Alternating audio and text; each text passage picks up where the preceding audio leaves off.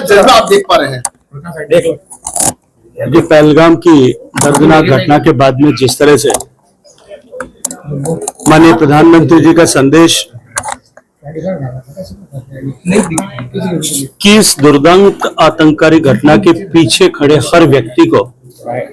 कल्पनातीत सजा मिलेगी और फिर भारत की पराक्रमी सेना द्वारा किया गया ऑपरेशन सिंदूर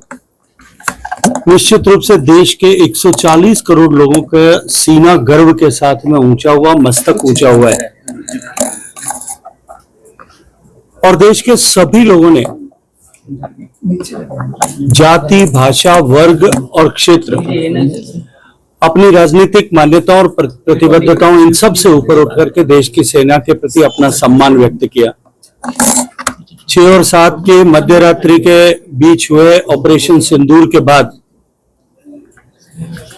पाकिस्तान ने जिस तरह से भारत की सीमाओं पर हमला करने का प्रयास किया और जिस तरह से सटीक जवाब देश की सीमा पर रक्षा में खड़ी देश की सेना के तीनों विंग्स ने दिया कि पाकिस्तान को एक बार फिर मजबूर होकर के समझौता करने के लिए, सीजफायर करने के लिए डीजीएमओ के स्तर पर आग्रह करना पड़ा। निश्चित रूप से इस सारे घटनाक्रम में ऐसे सारे लोग, विश्व भर में ऐसे सारे लोग जो 2014 से पहले की परिस्थितियों के चलते हुए भारत को एक कमजोर देश मानते थे, उन्होंने भारत की सैन्य क्षमता और भारत के सैनिकों की शक्ति को पहचाना है और देश के 140 करोड़ लोग भी असीम उत्साह से, आत्मविश्वास से लबरेज हैं।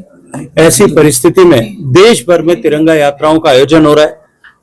राजनीतिक प्रतिबद्धताओं से ऊपर उठ करके सामाजिक स्तर पर सैनिकों के प्रति सम्मान व्यक्त करने के लिए इस तरह की यात्राओं का आयोजन हो रहा है।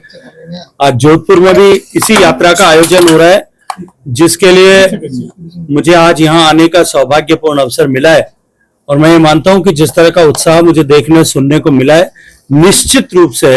एक ऐतिहासिक या जो है तिरंगा यात्रा का आयोजन आज जोधपुर में होने वाला है। मारवाड़ में प्रधानमंत्री जी आ रहे हैं 22 तारीख को, वो एक बड़ा पूरे राजस्थान के अंदर बड़ा संदेश जाने वाला है। देखिए, प्रधानमंत्री के आगमन का संदेश केवल राजस्थान तक नहीं, पूरे देश भर में जाने वाला है। एक तरफ जो वहां अमृत स्टेशन जो देश भर में बने हैं, ऐसे लगभग 100 से अधिक अमृत स्टेशन का इनॉग्रेशन वहां से करेंगे और उसके साथ साथ में भारत के वेटरन सोल्जर्स जो हमारे गौरव सेनानी हैं, उनके साथ में संवाद भी करेंगे। राजस्थान तो उत्साहित है ही, लेकिन देश भर के गौरव सेनानी भी इस